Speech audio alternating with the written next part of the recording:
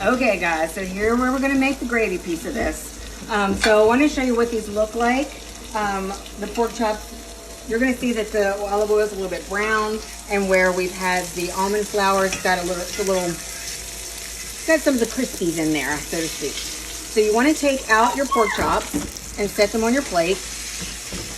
If you really wanted to get all the extra grease out of them, you could sit them on a paper towel, but I'm not going to do that. Just set them off to the side for a minute. And now we're going to make gravy. So the reason we didn't put a whole lot of oil in here is because we're going to use this to make the gravy with, and that way it's going to be a little bit healthier for you and not filled with grease, because we're going to use our vegetable broth. Now you can use chicken broth if you would like, but I am using the vegetable broth to make the gravy.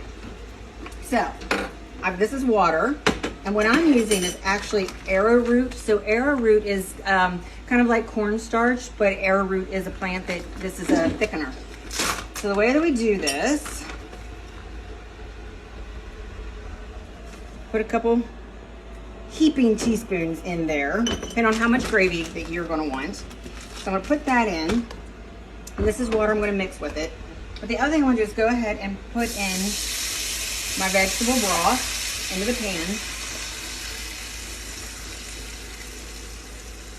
And I'm going to let that get hot, because when you're making gravy, you want your liquid base that you're using to be hot, like a little bit of a boil or about ready to boil, but not over boiling. And I have my heat set on like a 4 to 5, because you want about a medium heat for making gravy. So this, and I'm using a whisk. So as this starts to simmer up, and yeah, I make messes when I cook. All right, so I've got my arrowroot in here, got my water. When you are doing this, you want to make sure that you're stirring quickly when you're adding the water. Otherwise, it gets all clumpy. So you're adding the water and you're stirring, and you want to do the water just a little bit at a time. And just stir it. So as you can see, there's not a... You see the consistency of that? Okay. So make sure I get it all stirred. Now, all this is about speed. So when you're making gravy, you've got to be quick with what you're doing. Because if you're not, then that's how you're going to get lumpy, clumpy gravy. So I'm going to turn this back down to 3, because see how I'm boiling there? Perfect. Now I brought it down just a little bit.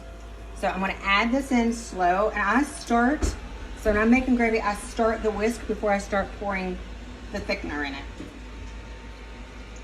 And I do a little bit, and I stir fast. Stir fast. So you see, it doesn't take a whole lot to get it thickened. So this, just that little bit that I poured in there, has made this gravy. Now, if you want more gravy, or say you got it too thick, then all you have to do is add just a little bit more, tiny bits, tiny bits of the broth, and keep stirring. And so that is the gravy. See how easy that was? And then I turn it down on low to let it simmer just a little bit, and I will take the pork chops and put them back in the gravy for a little bit, and let them simmer just a little bit more to really soak up those juices. And the other thing is, like I said, if it gets too thick while you've got it sitting there waiting, all you gotta do is add just a little bit more vegetable broth to it, and that'll thin it down. But make sure that you keep it on low and you stir it frequently if you're gonna leave it sit like this, because you don't want it to stick to the bottom of your pan. All right, so now, I'm gonna go ahead and put this out on the plate.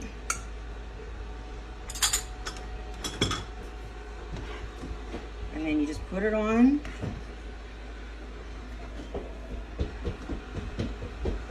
So look, you're not gonna miss gravy at all.